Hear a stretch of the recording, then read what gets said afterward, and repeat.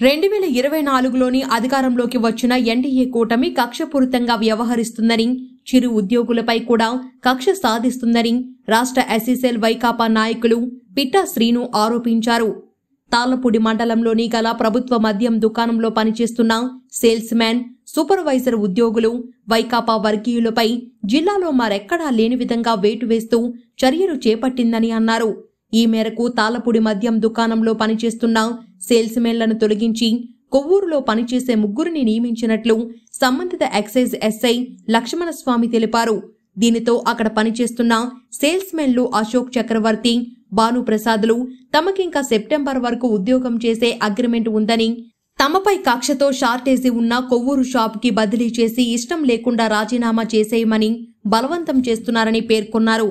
ఈ విషయంపై తాళ్లపూడి షాపులో ఉన్న ఎక్సైజ్ ఎస్ఐ లక్ష్మణస్వామిపై వారి ఆదేశం ప్రకారం తాము పనిచేయాల్సి ఉందని అన్నారు.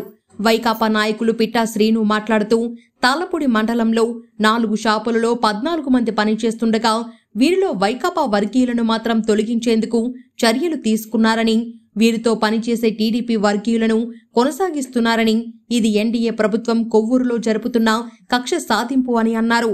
తమ ప్రభుత్వంలో పార్టీ విభేదాలు లేవని, అందుకే అర్హత ఉన్నవారు టీడీపీ వర్గీయులైనప్పటికీ తమ ప్రభుత్వంలో ఉద్యోగాలు ఇచ్చామని, ఎన్డీఏ కక్ష సాధింపును సహించమని హెచ్చరించారు. తొలగిస్తే మద్యం షాపులో ఉద్యోగులందరినీ తొలగించాలని డిమాండ్ చేశారు. చిన్న పొరపాటు చేస్తే ఈ లైఫ్ ఖండమైపోతుంది.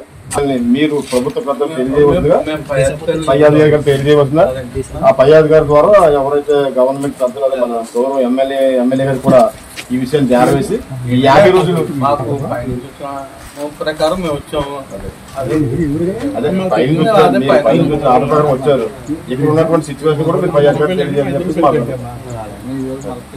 ఓన్లీ కొవ్వూరు కాన్స్టిట్యున్సీగా లేకపోతే తాళ్లపూడి మండలానికి వచ్చిందా లేకపోతే స్టేట్ వైడ్ పాలసీ? కొవ్వూరుకి ఎలా వస్తుంది? కొవ్వూరుకి ప్రభుత్వం ఇచ్చిందా? నా పేరు పిఎస్ చక్రవర్తి అండి. నేను 2020 మార్చిలో జాయిన్ అయ్యానండి. పై షాప్లో జాయిన్ అయ్యానండి. డిపోలో చాగల్ డిపో అండి. నేను సేల్స్ మెన్గా పనిచేస్తానండి. అయితే మొన్న ముగ్గురునా? అవును సార్, నేను ఒక్కనే 2020లో జాయిన్ అయ్యానండి. నేను తర్వాత జాయిన్ అయ్యానండి. మొన్న ట్రాన్స్ఫర్ వచ్చింది సార్. ట్రాన్స్ఫర్ వస్తే పై షాప్ నుంచి 1 కేసారు, తాళ్లపూడి 1 కేసారండి.